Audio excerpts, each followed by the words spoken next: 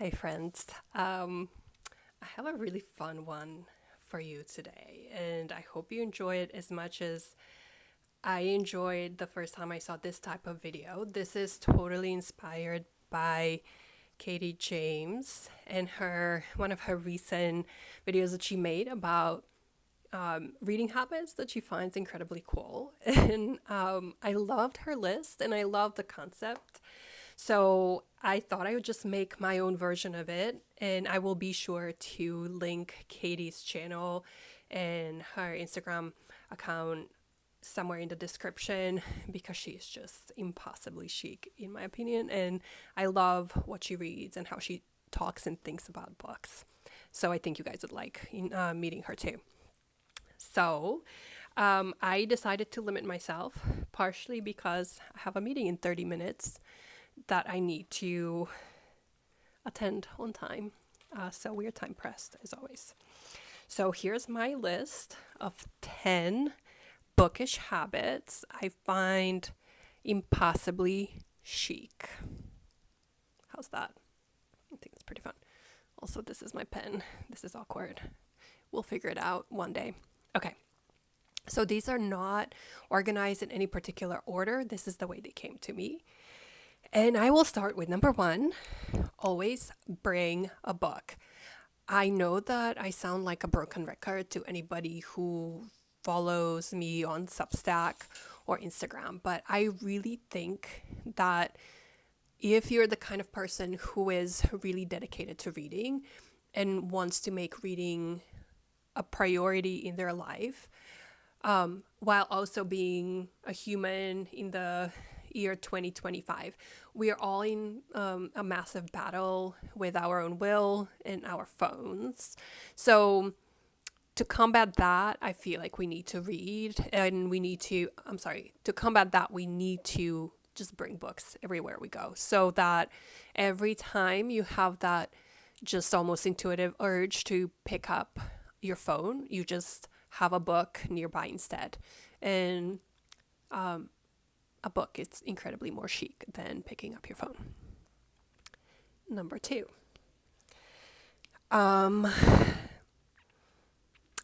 Read at inappropriate places.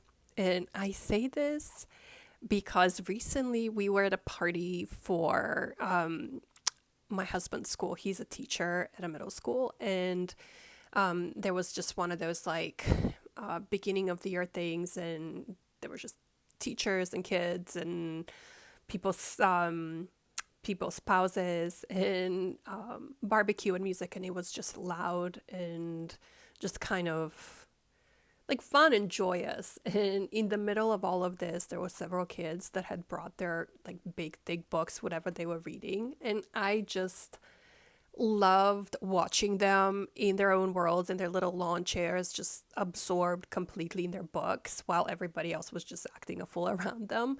And I thought that's really amazing.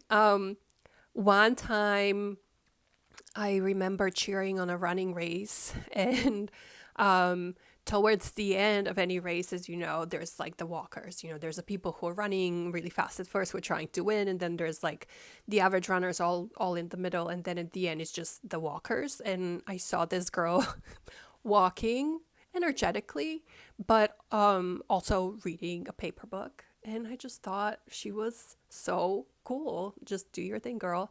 I love bringing books to a bar. I love bringing books to restaurants and just reading before a friend arrives. And in general, I find that reading at inappropriate places makes you feel so like nerdishly deviant in a way that I found incredibly nourishing to my soul.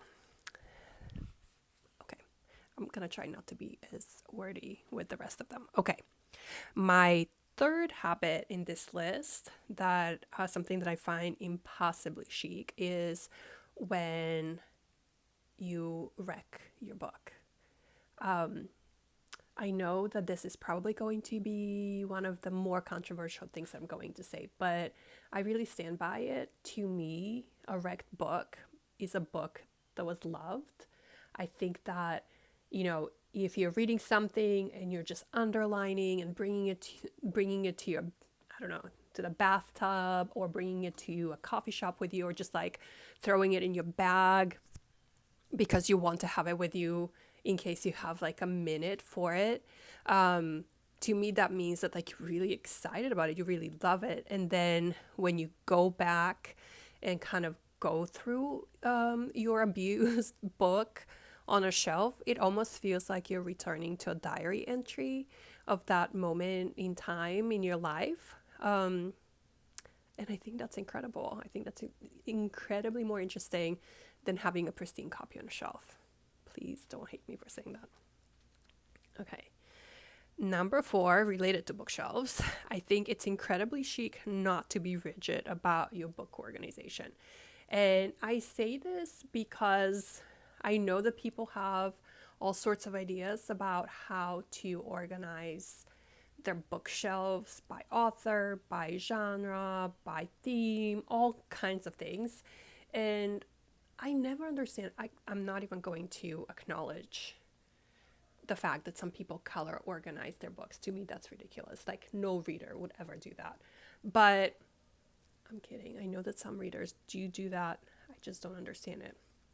But I will say that from my perspective, as somebody who has been reading for a while, who's also married to somebody who is a PhD in philosophy and a passionate reader, and now raising a really nerdy 8-year-old, I feel like when you are actually a reader and you're constantly bringing books in and out of your life, it is actually kind of hard to keep them organized. So, and to me, that's not bad. That just means that you are reaching for your shelves. That means that your mind is active. That means that you have a lot of ideas about what you want to do and what you want to read, and you're not always sticking to those ideas. You're changing your mind. And to me, that is all a sign of the beautiful energy that reading brings into a life.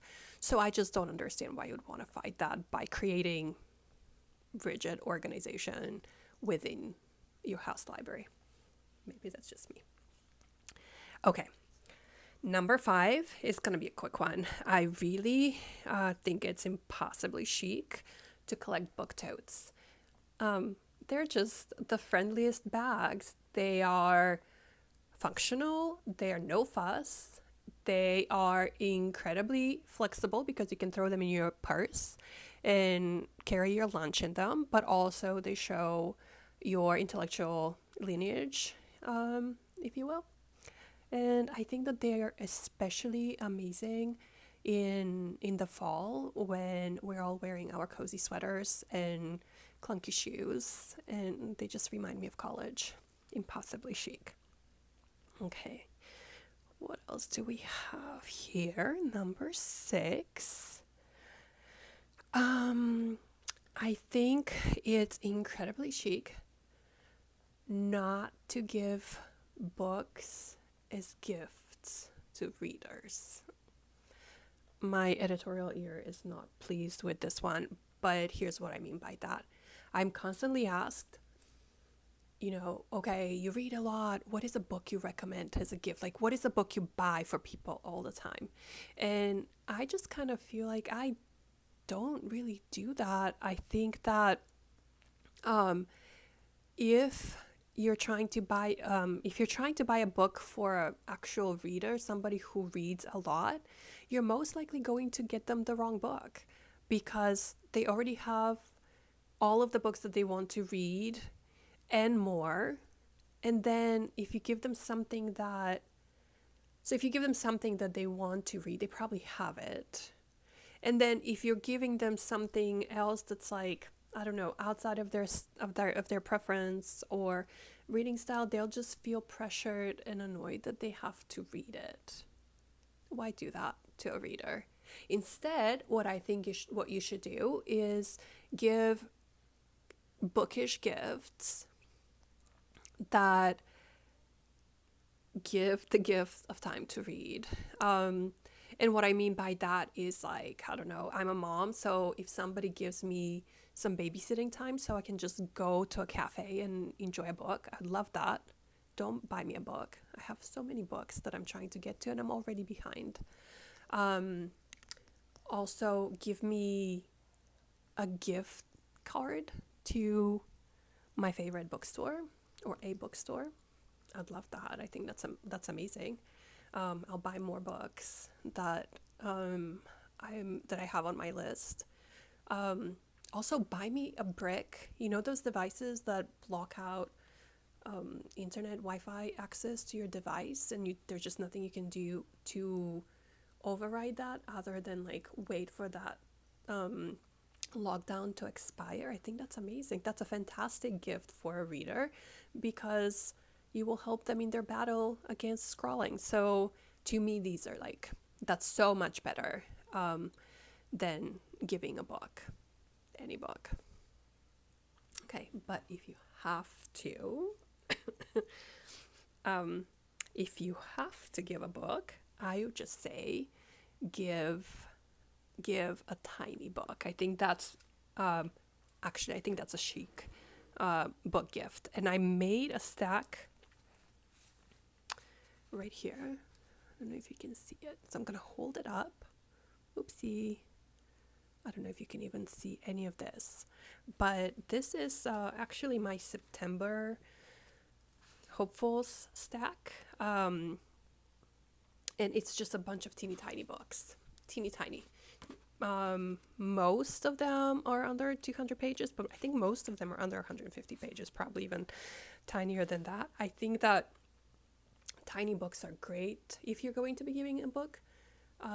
Tiny books are a good way to go about it because because there's amazing work that is done in this small format, and then also you are making it easy for your friend to read the gift that you're giving them. You're basically telling them, I know that you have things already on your list, but this is something that I thought you might enjoy, and because it's not super long, they actually will probably pick it up and read it. They can have this in their bag.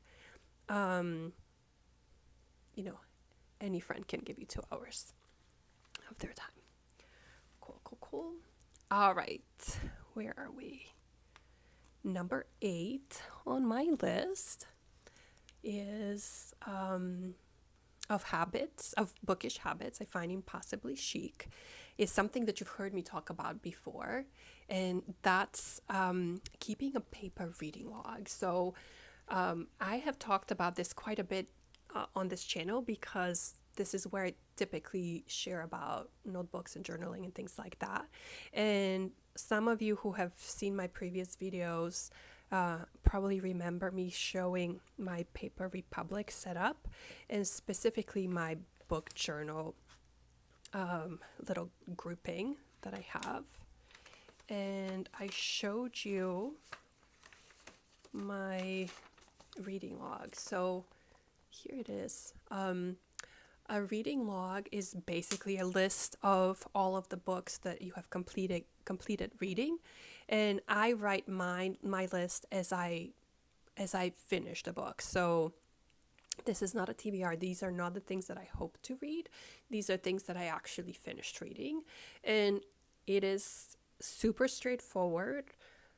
I write the top of at the top of a section, I write the current month, and then as I finish a book, I add it to the list by title and then author. I started doing that 2 years ago. This is my second year doing it, or I guess that's a year ago. Anyway, and I was inspired to do this by Lauren Elkin, who is an incredible writer, translator, and academic. If you're not familiar with her work, please look her up.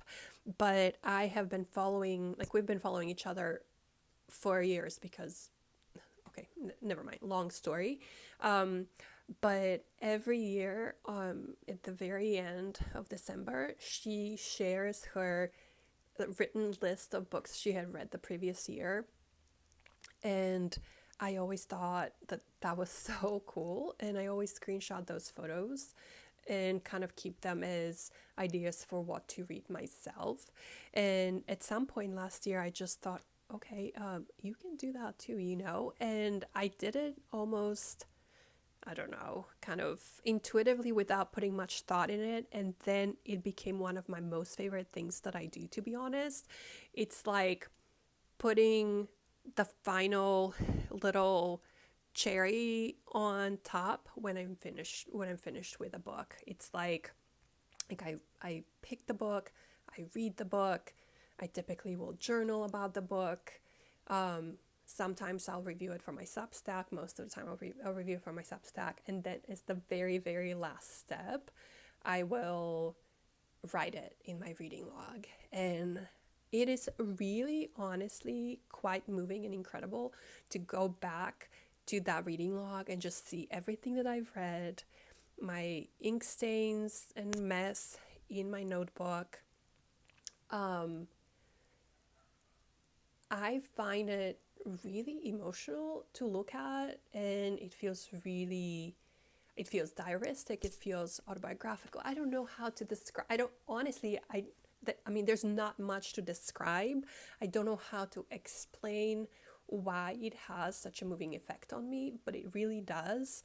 And I will say that anybody that I have recommended this to and has actually tried it has found it similarly meaningful. So if you are considering doing this, please try. And if you keep track of books this way, let me know, or please leave a comment so that other people can read it, because it's so cool. And I want people to know that this is not just my really weird idiosyncratic invention. This is just something that people do and feels helpful and wonderful. Okay, that was, oh, and it's 150 million% more interesting and more fun than Storygraph or Goodreads or anything like that. All right, we're almost there. Two more. So the last, like number 9 on my list is actually having substantive conversations about books you're reading. And I say this almost kind of in connection to my comment about Goodreads or Storygraph. I really think that those kinds of apps have kind of trained us a little bit to finish books and think, oh, 3 stars, 4 stars, and say like, yay, I liked it, nay, I didn't like it, as if that's an adequate way to talk about a work of art. I really have enjoyed all of the conversations that I've had with friends about the books that I read. It's one of the reasons why I started Substack, because I just wanted more in-depth conversation about books, and I wasn't really getting that in real life or anywhere else online, including Instagram. So what I tell myself and what I tell everybody else is that it's really worth pushing yourself a little bit to continue a conversation about a book. I think it's even as an avid reader, sometimes I feel like I will tell a friend like, read this, it's amazing, and they'll be like, okay, I will read it, it's amazing. And I think that like that's great, but it is just so much more interesting when you can have a full conversation with somebody about what moved you about a book, what stood out for you, and also what kinds of connections your brain made after reading this book to other books, to pieces of music, to moments from your personal life. I think that that's so incredibly meaningful and so chic. The last one that I have on my list is actually an endless source of shame for myself. So what I find impossibly chic is rereading books. And the reason why I find it shameful sitting on my list is because I never do that. I've shared this before on Substack and elsewhere, but I just have, I'm 44 and I still carry incredible shame around not being well read and having spent big swaths of my life just doing homework essentially and reading the assignment, whatever was assigned to me in school or in college and later in my grad school program, to the point of excluding everything else that I could have chosen for myself. And now, as someone who is super passionate about reading and someone who discovered reading for pleasure later in life, I just feel like I'm in this kind of constant race against time to read everything that I want to read. And there's just too many amazing books that I'm trying to get to. So sometimes, I think about rereading a lot, but I always find it, I don't know, like I feel like deep down, I feel like it's a waste of time because there's so many new for me books to get to. And recently I have just been thinking a lot about the many, many benefits of rereading and how cool it actually is to just give yourself that gift of returning to a book and giving it a second thought and just finding out how the book has changed for you and how you have changed since the last time you read it. That is so incredibly chic. Okay, so this is the last of the items on my list, but before I close out, I just want to say that I'm really thankful for everybody who sent me a note and finds me on Instagram or on Substack and tells me that you've seen my videos here. I really want to make more of these. It's really fun. It's really different from creating for Substack or for Instagram, and it is also very.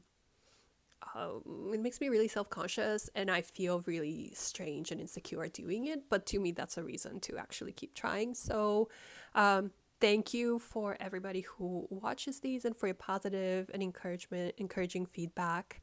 Let me know if you have any requests or things you want me to cover about books or journals, and I hope to see you soon. Be sure to give me your list in the comments below. I'm so curious what you have to say.